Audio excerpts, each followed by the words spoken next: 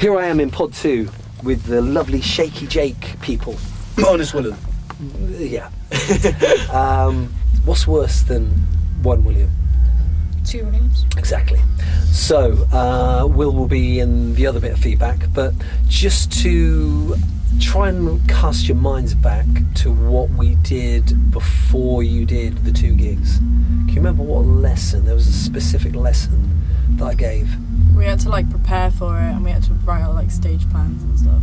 Stage plans, what else? So you're on the right path. Set list, and we had targets and stuff of what we wanted to do. But there was something practical you did. Oh, street performing, right? No. Genre mix up. Okay. Something. Stage presence. Oh, I got you all up on stage performing. Oh yeah. We all your songs. stood Yeah. up, So brilliant. Camera. You picked that up. Great. Okay. Stage presence. So stage presence. What I want to focus on is, and I've had a very similar conversation with the pod next door, is all of you guys have hit the ground running writing songs, really good songs. Your what's it called? Crush. First song, Crush. Absolute earworm. Fantastic. Really, really good. Over half term, I just kept waking up and it was in my head. Great.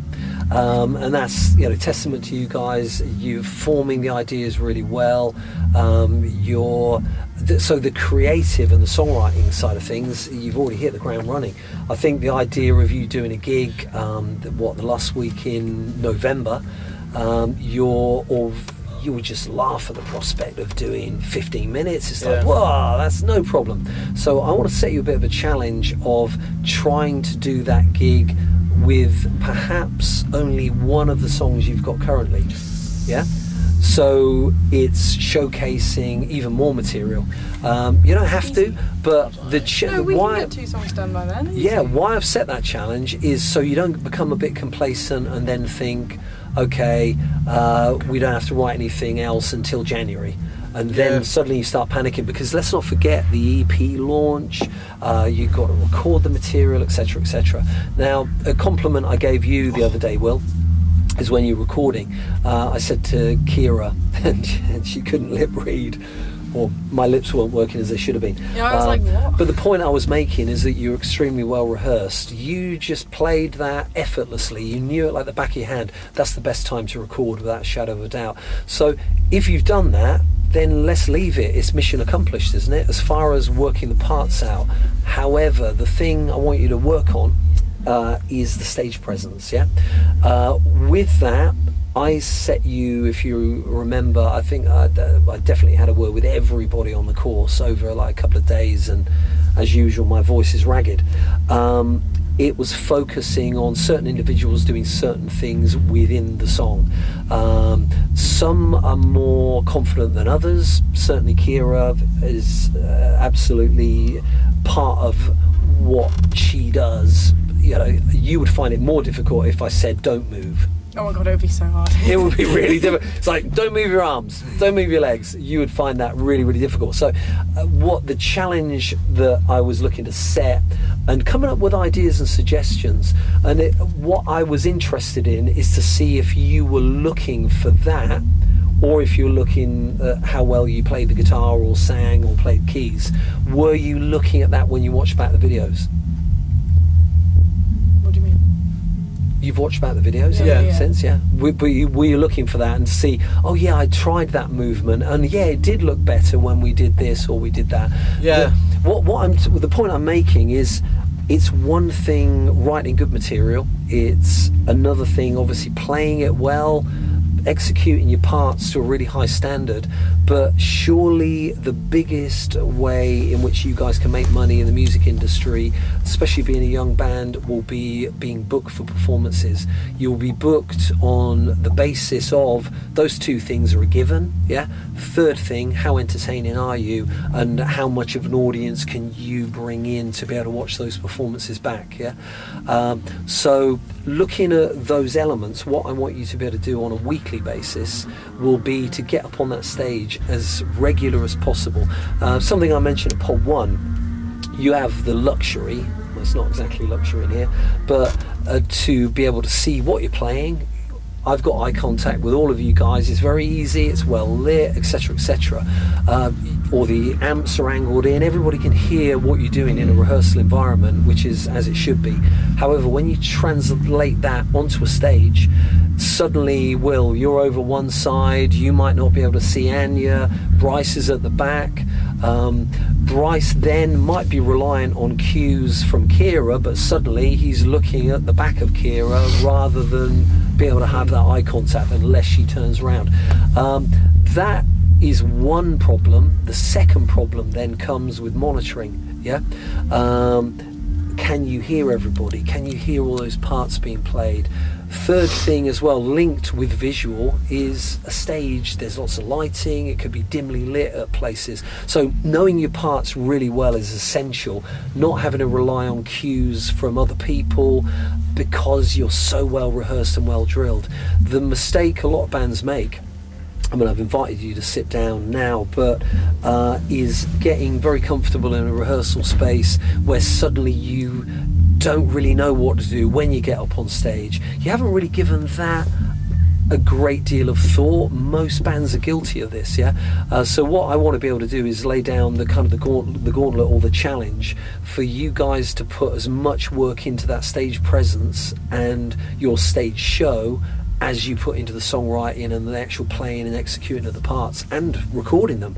Look at it on that same level, because trust me guys, you know, if you have a promoter looking at you, you've got people that want to come along and see your show, that will be the difference between whether you get the booking or another band who haven't really given it much thought. I'll give you an example. It's a genuine example. Is Jake Pell from the O2 came up to me while I was doing the assessment for Shortwave.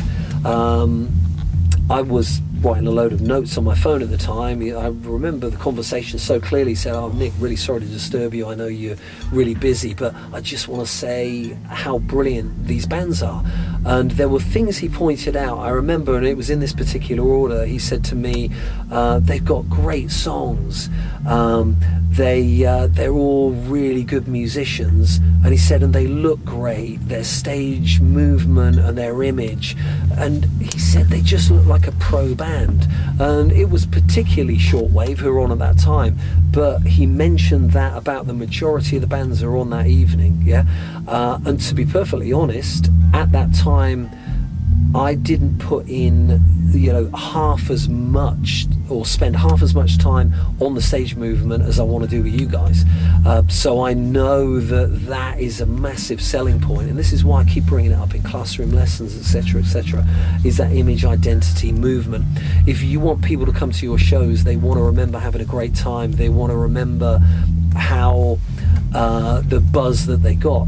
Now, although Bryce is sitting at the back, and often he will be sort of hidden from the audience, you've got a brilliant position there where as soon as Kira, and she's on the move all the time, you look at the audience and you can see how they're being the reaction from them to what your bandmates are doing. It's limited what you can do behind the kit. We've discussed this before. You're kind of, I don't know, it's like a big frame around you and you're seated, and so it's very difficult for you to be overly animated. But what's really interesting, and this is something that I'll have a conversation with a lot of drummers about, is how that affects the audience, what your band members are doing, the interaction between you. As I say, knowing your parts so well that it doesn't matter, Anya, if you don't hear Will's intro bit on the guitar, you know, because you've heard Bryce's count in when you're coming in. It's not, "Oh, I really fluffed up because we couldn't hear ourselves very well," or whatever. Let's get it to a point where you're so well rehearsed it becomes just part of that fabric. Yeah, I think, Will, you know, you've proven that clearly with the guitar, you've come in as a guitarist, but you've been the front man rapping as well. Should be no problem there. Anya, you've also provided lead vocal without any keyboard or anything else before in the first year, so there shouldn't be any concerns about what you're doing on stage. And Kira, as I say, it'd be more difficult to stop you from moving. I mean, clearly you love it up there and you can sense that. And I think when the audience are watching a performance, again, that simple psychology within it. If you see the band looking like they're having a great time, you want to have a great time too. So you're really on point, great songs, really good delivery. You are compromised by only having band members when you can, but I've laid down the challenge. I mentioned Akira yesterday. How about you guys get together, you don't do maths or English, if you work out another strategy where you can rehearse an extra time when those guys are available, instead of this awful let's borrow Will now scenario. Let's see if you can kind of puzzle that through, and if it means staying a bit later, maybe the odd day coming in or whatever, then make it work so you do have the same allocation of time. But are there things that you felt could have gone better at the gig? Were there things that you walked off thinking, wish we could have improved upon this, or what was the kind of thing that you were left with? For my personal performance, I know, listening back to it, at the start I was quite nervous, but I sort of like hit it, and then as the halfway through the first song I was fine, and I really enjoyed it. But yeah, for the start, so perhaps like the breathing, maybe compromised by nerves, that sort of thing. You think maybe with the projection? Yeah, I mean, it didn't come across that way on the video. I had no idea you were nervous at all, which is the sign of a really good performer. You know, if you can disguise that, then great. But often as a vocalist, and I'm sure Whitney will agree with me, that you get over the first couple of lines of the song, or you certainly get the first verse out of the way, then the nerves can settle. And it's often down to the audience reaction as well. If you appear nervous, you're not moving, they look as apprehensive as you do, because once again, that simple psychology of mirroring what is kind of in front of you. But yeah, anything you can think of, Will, that... There was actually, to be fair, there's probably like two things, and it was the first song we played. After I watched the footage back, I thought it just sounded really repetitive, and like, I didn't really think there was a lot of like contrast between the verses and the choruses. Okay, cool. So one thing we did before we went street performing, you know, we had that like hour to rehearse, was like, instead of just playing the verse like this, oh shit, my head's not. It doesn't really matter. Basically, to just sort of create more like dynamics in the song. Yeah, we just definitely slowed down the verse a little bit, and instead of just strumming big bar chords, I'm now like individually picking the notes. And then when it comes to the little bridge part, like I sort of let the strings and the chords like ring out a bit more. But that was just to sort of break up the song a bit. See, when you think about it though, the dynamics are really magnified when you go out and there's a big sound system. So soon as the bass is that, you know, the kick drum, it occupies so much space, especially when you play somewhere like at the O2. You could probably get away with not playing anything, bringing something in, some subtleties, and when you do play. So that's another consideration of why I want to get you out on the stage regularly, because I think I just want to iron out any of those eventualities, and I want to get it to the point where you are extremely well rehearsed in your stage presence and movement. You know what you're going to do on certain parts of the song, and you do it each time you do it. Then it gets to a point, I may take you out of your comfort zone a little bit. I don't think it'll be necessarily with Kira. I think you'll be sort of up for, you know, okay, let's try this. But there's certainly a lot of vocalists who will be, oh no, I don't want to have to use my hand to gesture, or do I have to really walk up and down the stage? I just want to stand and hide behind the mic stand. But I think, you know, you guys being open to suggestion, but coming up with your own ideas of what you think could work, what you notice with other artists, you know, particularly people you want to emulate a little bit more, look at their performances and what can you kind of borrow a little bit and factor in to yours, and less video it regularly. You watch it back and go, oh, maybe that was a bit over the top, oh, that looked good when I did this, and really scrutinize it. It'll get to the point then when you go to the O2, it won't be, oh god, we're going onto this big stage and what do I do, and etc., etc. You will have your rehearsal plan and strategy covering your songs will be down, the parts you play, and your movement will all be rehearsed. Yeah, I think it would be cool if we did do sort of like a slow song where I could just stand still. Yeah. Because then it would really like. To be honest, that can be equally dramatic, because what it does, it provides attention to a particular area. Things like lighting as well. Let's say all the lights were down apart from one spotlight on you, and you're not moving. The emphasis could be on your facial movement. If you look at a video that Beyonce did, it's a live version of Irreplaceable. It's magnificent. She's sitting on a stool. Yeah, come on in, Will. She's sitting on a stool, therefore she's not moving her legs. One hand is on the mic, so she only has one hand to gesture with, but it's all about her facial expressions, her disapproval of the relationship and this guy and how she's kicking this guy out of her life. So she's telling the story with her expression, and that can be really, really effective. And I think you could be really good at that as well. So, Will, we've just been... Are you in the shot? He's not. He's there. That's Will. So let's... Basically, in a nutshell, Will, what we want to do is have the songwriting, the playing and the forming of those parts and the learning of the parts that go into those songs on point. But the third thing to be on point is all the stage movement and what you then do for the performance, so it's ready for the O2.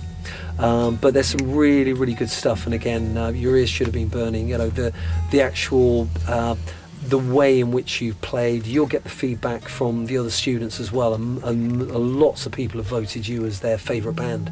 Loads of great comments for. I mean, in fact, you're going to have a field day, because I think definitely this band and Novocaine, blimey, so many people have cited you as a favourite band, which is brilliant. So, but you probably listed both. That's probably what it is. What's that? You probably listed both bands because you're in them both. No, I didn't. I listed the Chess Club